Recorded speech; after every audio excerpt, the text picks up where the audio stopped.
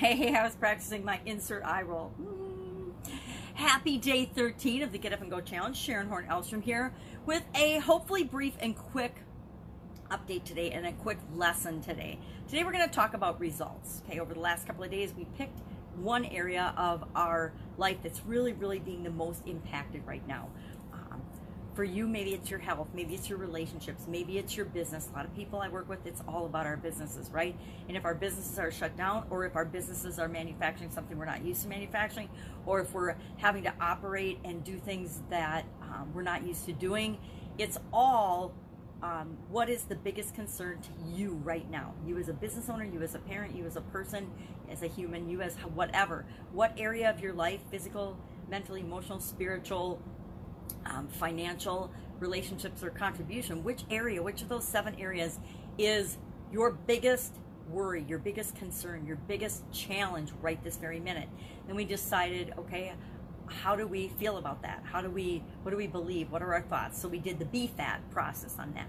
Then we looked at different alternatives and we did the BOP, which is we brainstormed options and opportunities and possibilities, what is possible. We just brainstormed a whole bunch of them. Then we looked at the eyes of how to analyze and choose among alternatives, and we picked one. And then yesterday we took that one and we took action toward it. We took the next step toward what we need to do to move toward that in our life. Now today we're going to talk about what result did you get. You took that step, you took that action, right? I'm assuming that you did. And if you didn't, go back and do it. It's not that hard. It can be just a little thing, and I'll share my example of what I've done and what I did so that you can see that it doesn't have to be a huge thing. It's based on what you want and where you want to go and how badly you want to deal with the situation that's causing you challenges right now. So results, what did you get for a result? Did it number one, did it move you toward and feel like you're making progress and move you forward to what you want? Or did you stay the same? Or did it move you backward? Did you get a negative result? Guess what? Sometimes we get a negative result of the things that we try, the action that we take, right? I don't know about you, I've got lots of negative results in my life where I've tried something and it was an epic failure. I've tried product launches and products and introducing products both in the online and the physical world that fell absolutely flat, totally missed the mark. And then I had to go back and analyze, well, why did this miss the mark? Why did people not want it? Well, why? It almost always was because it was my idea and not coming from the people that I wanted to provide it to, right? So that's one of the type lessons that we learn when we do things and try things and take action. So how did it go? And our homework today is to actually take an action and then share the result. What was the result? Positive? Was it negative? Was it neutral? If it's neutral, maybe you just have to do it longer. Maybe you have to do it again. Maybe you have to do it with more intensity, whatever it is for you. I don't know what your thing is. So our action item today is to share the result, plus or minus, that you got, and then ask yourself, what's next? What is the next step, the next thing I need to do and our goal is always to move us toward our goal, right? It's always to move us toward the result that we want. But here's the funny thing about results. Results are just results. Results, good or bad, positive or negative, are actually all good because they either show us that we're moving in the right direction where we want to go, or they show us that we're not and we need to do something else. So they always inspire action, but they're not good or bad. They're subject to our interpretation. We get to define results any way we want, just like we get to and have the power to define everything else in our life. We get to define every emotion, every word, every term, every phrase. I'm big into idioms these days. I don't know how I got into them, but I got into them. And we get to say, what does that idiom, okay, that's what other people say it means, but what does it mean to me?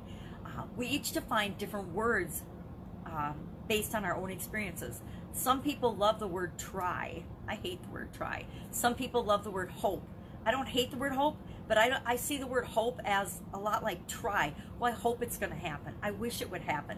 I don't believe in wishing and hoping. I believe in taking action and making things happen. If I want to make things happen and change the world and change my world especially, then I know it's up to me to create that and make that happen. I take a lot more proactive approach to my life than a lot of people, and than I actually used to. I used to be very reactionary and I would just deal with the world as it hit me and as it happened. And I found that that was very empowering. So results are just results. Whether they're positive or negative is based on how you interpret them and how you define them.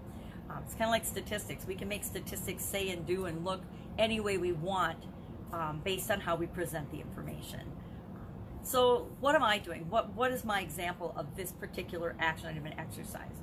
So during this downtime, for me personally, because of a lot of things in my personal life, I was in pretty good shape when we came into this in terms of physical separation, in terms of I'd already transitioned my businesses from the offline world to the online world, and I now teach and encourage people to do that, and I have been for a long time. Now more than ever, if you don't have an offline, if you don't have an online component to your offline business, now is the time to be putting that in place. It doesn't have to be hard, it doesn't have to be complicated, it doesn't have to take weeks or lots of money or anything. You can actually do a lot of it for free. But you need to do that. But that's not the part that I'm working on. So me personally, I had a lot of those components and a lot of those things in place. A lot of health routines and things like that. Have I experienced shortages and things that I haven't been able to get that I normally do? Absolutely. Guess what? I just focus on what I can do. I focus on what I've got, not what I don't have. Things like that. So one of the areas that I am spending the time and things on and doing is sharpening my saw, sharpening my blade, or whatever you call it, increasing my skills, adding to my own learning and edification. So I'm taking some courses, and I'm actually doing another person's challenge, the Rise Up Challenge. And so every day there's like an hour and a half of speakers about this, and there's homework assignment every day. Usually involves doing some kind of a video or a written assignment.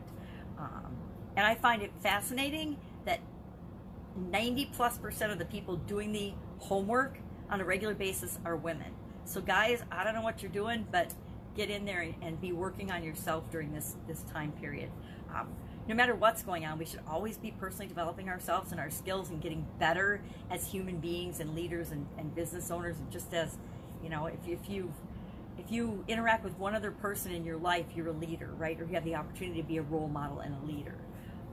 So I'm doing that, and yesterday's video was really glitchy and had tons of technology problems.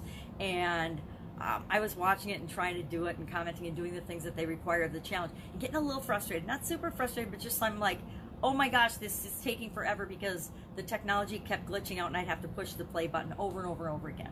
And so I finally ended up just getting off, and then later on, just what did I do, right? So that would be kind of a negative experience, right? I didn't get the result I wanted.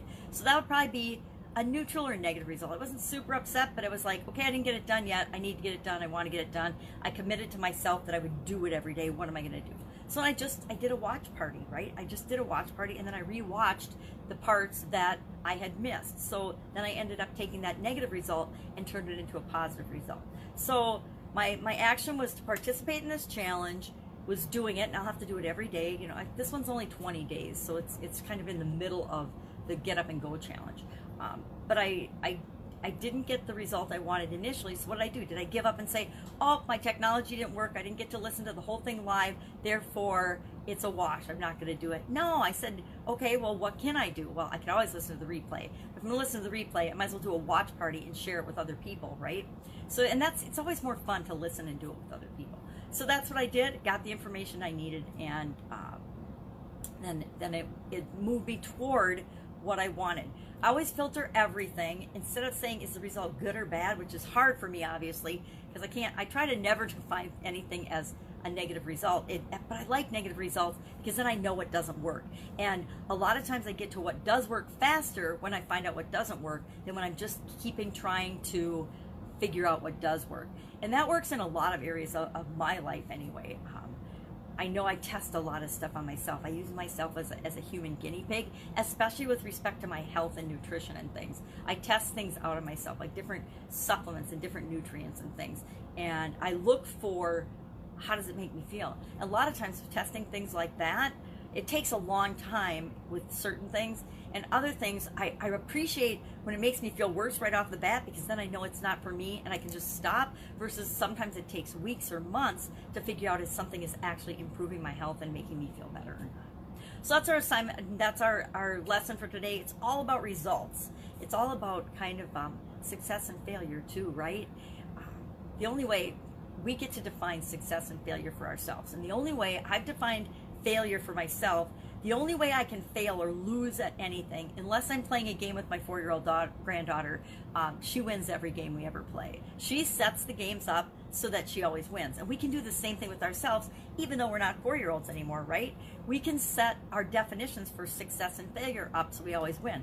And a long time ago, I redefined failure and losing as the only way I can lose or fail at something or anything is if I absolutely quit or don't learn anything from the experience. If I don't let myself see any positive or learn anything from the experience, I count that as a failure or a loss. So guess what? It's pretty hard for me to fail or lose at anything, right?